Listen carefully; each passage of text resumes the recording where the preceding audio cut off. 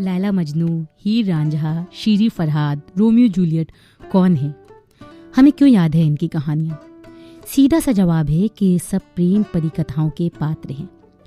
ये सब हमें इसलिए याद हैं क्योंकि इन्होंने एक दूसरे से अटूट प्रेम किया।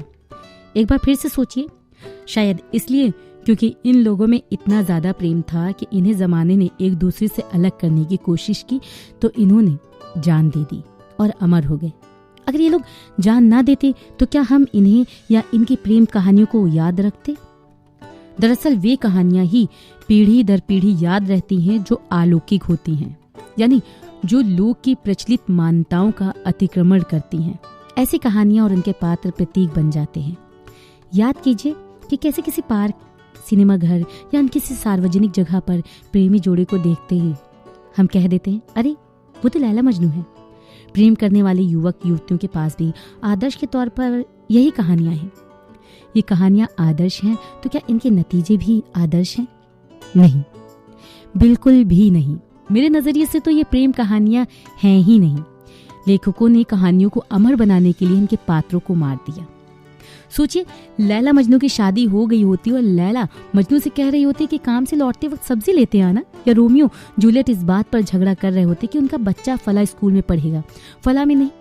ठहाका लगाने से पहले सोचिए, अगर ये कैरेक्टर ना मरते तो अलौकिक से लौकिक हो गए होते।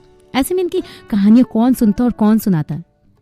मेरी चिंता हमेशा से उन जोड़ों के साथ रही है कि जो इन कहानियों की ही तरह प्रेम में सफल न होने पर जान दे देते हैं।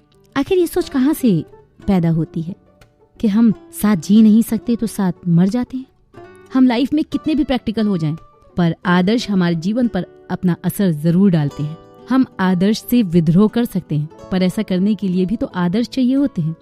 फेरी टेल्स आदर्श बनाते हैं और ये प्रक्रिया हमारे अवचेतन मन में बहुत आहिस्ते आहिस्ते से पूरी होती है।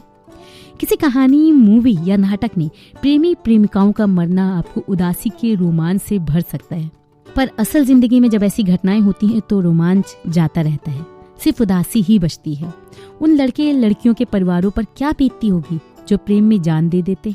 काम तो हमें फेरी टेल्स और उनसे होने वाले आदर्श के निर्माण पर भी करना होगा, लेकिन किसी कथा का परिकथा बन जाना बहुत लंबी प्रोसेस है और ये खुद से ही पैदा होती है। आप जबरदस्ती किसी कथा को परिकथा का दर्जा नहीं दे सकते। हाँ, ये जरूर कर सकते हैं कि बच्चों और युवाओं को समझाएं कि प्रेम कोई परिकथा नहीं बल्कि दुनियावी ताना बाना है।